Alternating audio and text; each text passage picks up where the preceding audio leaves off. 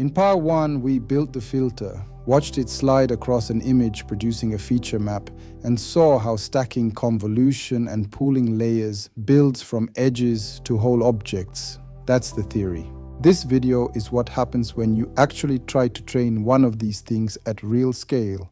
The practical knobs every implementation has to set, the mathematics of how a filter's weights actually get updated, and why the deepest CNNs ran into the exact same wall RNNs did and needed their own version of the fix. Welcome back to the Artificial Intelligence Institute Africa, AIIA, pronounced Aiia, Ubuntu Guild's videos on AI. I'm Dr. Dennis Magaya, Chairman, Artificial Intelligence Institute Africa, AIIA. This is part 2 of our CNN series. We're assuming you've watched part 1. The filter, the convolution operation, parameter sharing, pooling, and the handoff to a fully connected layer are all prerequisite knowledge here. We won't rederive them. We'll build directly on top of them. Before we dive into the details, let me show you the road ahead. We are covering 3 layers today. Layer 1 is practical training, the knobs every implementation has to set: stride, padding, data augmentation, batch normalization, and transfer learning. This is the toolbox that turns theory into practice. Layer 2 is the mathematics underneath: backpropagation through convolution, receptive fields, and why very deep CNNs hit the same vanishing gradient wall as RNNs. This is the theory behind the toolbox. Layer 3 is real-world application, the 2012 AlexNet breakthrough that proved this architecture works at scale, and the residual connections that allowed networks to go over 100 layers deep. This is the proof that the toolbox works. Layer 2 is the mathematics underneath: backpropagation through convolution, receptive fields, and why very deep CNNs hit the same vanishing gradient wall as RNNs. This is the theory behind the toolbox. Layer 3 is real-world application, the 2012 AlexNet breakthrough that proved this architecture works at scale, and the residual connections that allowed networks to go over 100 layers deep. This is the proof that the toolbox works. Layer 1 is the toolbox, Layer 2 is the theory, Layer 3 is the proof. Let's start with Layer 1. Part 1 always described the filter moving 1 pixel at a time. In practice, that step size is a choice called the stride. A stride of 1 moves the filter 1 pixel per step, as in part 1. A stride of 2 skips every other position, producing a feature map roughly half the width and height, trading some spatial precision for a significant reduction in computation at every later layer. Think of a farmer walking through their fields, inspecting crops row by row. If they walk slowly, checking every single plant, that's a stride of 1. They see every detail. If they skip every other row to save time, that's a stride of 2. They cover the field faster but might miss a few details. The choice depends on how much time and how much precision you need. There's a related problem. Part 1 glossed over. A filter can't be centered on a pixel right at the edge of an image because part of the filter would hang off the border with nothing underneath it. The standard fix is padding. A border of 0-valued pixels is added around the image before the filter is applied, so the filter can validly slide all the way to the true edge. Padding is like extending the edges of the field with a buffer zone so the farmer can inspect right up to the boundary without stepping off the field. Without padding, every convolution shrinks the feature map slightly, and stacking many layers would shrink the image away to nothing well before the network gets deep enough to be useful. With enough padding, a convolution can be made to preserve the input's width and height exactly, a configuration commonly called same padding as opposed to valid padding, which uses none.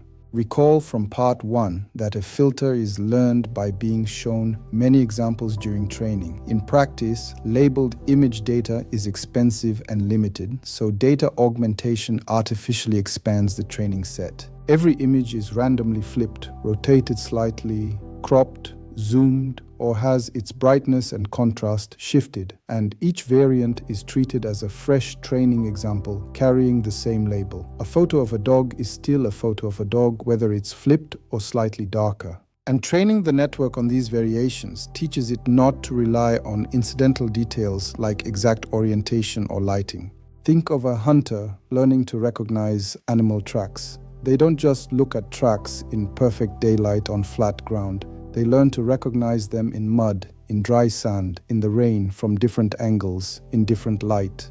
Each variation teaches them something new about the same animal. Data augmentation does the same for a CNN. It shows the network the same image, flipped, rotated, cropped, or in different lighting. So the network learns to see the object, not the incidental background. Recall from part 1 that stacking convolution and pooling layers is how the network builds from simple edges to complex objects. Stack enough of these layers and a subtle problem emerges. The distribution of values flowing into each layer keeps shifting as the weights in earlier layers update during training, a phenomenon called internal covariate shift. Batch normalization addresses this directly. At each layer, the values in the current batch are rescaled to have a consistent mean and variance before being passed on, and the network learns 2 small additional parameters per layer to control that rescaling. In practice, batch normalization allows much deeper networks to train with meaningfully faster convergence and lets significantly higher learning rates be used safely. Recall part 1's layered structure. Early layers detect simple edges and textures, and only the deepest layers detect whole object parts specific to the task. Training a large CNN from scratch requires enormous labeled datasets and substantial compute. Transfer learning exploits that layered structure directly. Instead of training from random initialization, you start from a network already trained on a large general dataset, whose early layers have already learned broadly useful filters, and you replace and retrain only the final layers for your specific task. This works precisely because early layer filters detecting edges and textures are useful for almost any image task, while only the deepest, most task-specific layers need to change. In practice, most real-world CNN applications today start from a pre-trained network. None of these 4 techniques is used in isolation. A realistic modern training run applies all of them at once. Stride and padding are fixed early as architectural choices baked into the model definition. Data augmentation runs on every image, every epoch throughout training. Batch normalization sits after nearly every convolutional layer, active during both training and inference, and transfer learning determines the starting point before any of this even begins. Choosing among them isn't really a choice at all in practice. They solve different problems and are combined by default rather than selected one at a time. Part 1 showed a filter sliding forward across an image, computing the same small dot product at every position. Training that filter requires the reverse, propagating the error backward to figure out how each of the filter's own numbers should change. Because the same filter was applied at every position during the forward pass, its gradient during the backward pass is the sum of the gradient contributions from every single position it visited. Concretely, the gradient with respect to one filter value is gradient for one filter value equals sum across every position the filter visited of gradient flowing back at that position times the pixel value that sat under this filter cell at that position. This is the direct convolutional analog of the RNN's weight sharing across time steps from our earlier series. There, the same W was reused at every time step, and its gradient was a sum across all of them. Here, the same filter is reused at every spatial position. Parameter sharing is what makes a filter trainable at all with so few numbers, and it's also precisely why its gradient has to aggregate contributions from everywhere it was used. Let's make that concrete. Recall part 1's toy filter, top left weight of 1, and its first patch where the pixel sitting under that top left corner was 5. Say training tells us the error flowing back at that position is 0.5. This position's contribution is simply 0.5 times 5, which is 2.5. Now say the same filter at a second position elsewhere in the image sat over a patch where the pixel under that same top left corner was 3 and the error flowing back at that position was minus 0.2. That position's contribution is minus 0.2 times 3, which is minus 0.6. The gradient for that one filter weight is the sum of every position's contribution. 2.5 plus minus 0.6 is 1.9. In a real image, the filter visits hundreds or thousands of positions, so this same sum runs across all of them. A single value in a feature map, several layers deep, didn't come from looking at the whole original image. It came from a specific bounded patch of it, called that value's receptive field. A single 3x3 filter in the first layer has a receptive field of exactly 3x3 pixels, but stack a second 3x3 convolution on top, and each value in that second layer depends on a 3x3 patch of the first layer's output, which itself depended on a 3x3 patch of the original image. The result, the second layer's receptive field, is actually 5x5. Each additional stacked layer widens the receptive field further, which is the precise mathematical reason deeper layers detect increasingly large, complex structures, a whole object part rather than a single edge. AlexNet's main limitation was depth. At 8 learnable layers, it was far shallower than the 50, 101, or 152 layer ResNets that followed once residual connections made much deeper training stable. That limitation is exactly the wall described in section 2. Not from overfitting, but because the network became difficult to optimize at all. The cause is structurally the same problem from our RNN series. Backpropagating an error through dozens of stacked layers means repeatedly multiplying by each layer's local gradient. If those local gradients are consistently below 1, the signal reaching the earliest layers vanishes exactly as it did across time steps in an RNN, except here the compounding happens across depth rather than across time. The fix, introduced by He, Zhang, Ren, and Sun in their 2015 ResNet paper, is conceptually close to what LSTM did for RNNs. Stop relying purely on repeated transformation and add a path for the gradient to flow through directly. A residual connection, or skip connection, adds a layer's input directly to its output alongside the normal convolution. Output of block equals f of input plus input, where f of input is whatever the stacked convolutions in that block compute. Think of a message carried across a long chain of village drummers. To prevent the message from fading, you create a direct path, a runner who carries the message straight through, bypassing the drummers, ensuring the core information arrives intact no matter how many relays there are. A residual connection does the same. It adds a direct path for the gradient to flow straight through the network, bypassing the repeated transformations that cause the signal to fade. During the backward pass, that plus input term guarantees the gradient can flow straight through. This is the direct convolutional cousin of the LSTM's cell state flowing forward through addition rather than repeated multiplication. Networks with over 100 layers train successfully where their plane equivalents fail outright. To see these pieces work together, consider AlexNet, the 2012 network that is widely credited with triggering the deep learning boom in computer vision. It won the ImageNet challenge that year by a striking margin. The network used 5 convolutional layers, followed by 3 fully connected layers, precisely the pattern from part 1's Where Do the Spotted Patterns Go section at a much larger scale.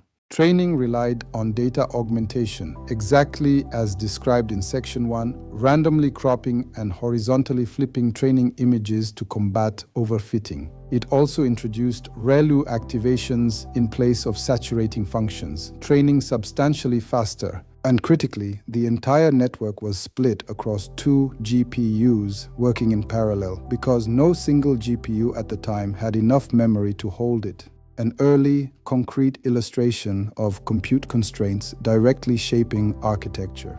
AlexNet's main limitation was depth. At 8 learnable layers, it was far shallower than the 50, 101, or 152-layer ResNets that followed once residual connections made much deeper training stable. That limitation is exactly the wall described in Section 2.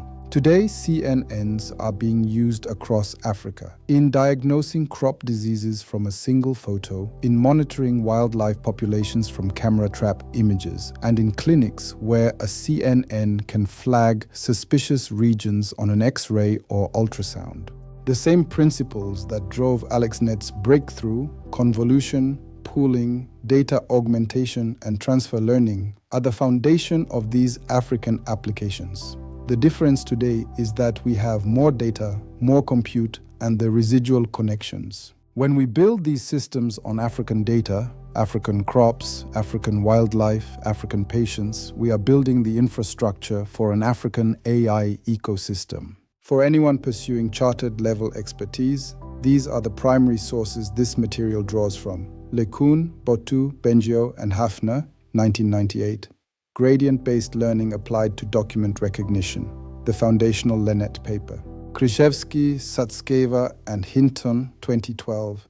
ImageNet classification with deep convolutional neural networks, the AlexNet paper, and the result generally credited with restarting mainstream interest in deep learning. He, Zhang, Ren, and Sun, 2015. Deep residual learning for image recognition, the ResNet paper, establishing both the degradation problem and residual connections as the fix. Reading these in order, LeCun et al. For the architecture, Krzyzewski et al. For the scaled-up result, He et al. For the depth problem, traces the actual historical arc of this subfield more precisely than any single explainer. Let's bring it all home. Layer 1, the toolbox, stride controls movement, padding adds a buffer, data augmentation handles conditions, batch normalization stabilizes, and transfer learning starts from pre-trained knowledge. Layer 2, the theory, backpropagation aggregates gradients, receptive fields build complexity, and residual connections fix the vanishing gradient wall. Layer 3, the proof. AlexNet proved the architecture works at scale, with ResNet overcoming the depth limit. Part 1 gave you the mechanism for detecting patterns. This video filled in what sits between that theory and a model that actually trains at scale: practical spatial controls, training strategies, backward pass mathematics, and the solution to the vanishing gradient wall. And here is why this matters for Africa. Images are everywhere, in a farmer's field, in a wildlife reserve, in a clinic, in a market. The CNN was the first architecture that could see these images and find patterns. When we build CNNs on African data, we are building systems that see our world, not someone else's world, our world. The farmer diagnosing crop disease, the conservationist tracking elephants, the doctor flagging an X-ray in a rural clinic. That is the work AIIA exists to support. That covers this series' foundation in full, from a single sliding filter to a real scaled working system. Thank you for watching this Artificial Intelligence Institute Africa AIIA video brought to you by Ubuntu Guild. Subscribe to our AIIA YouTube channel and to Cognify.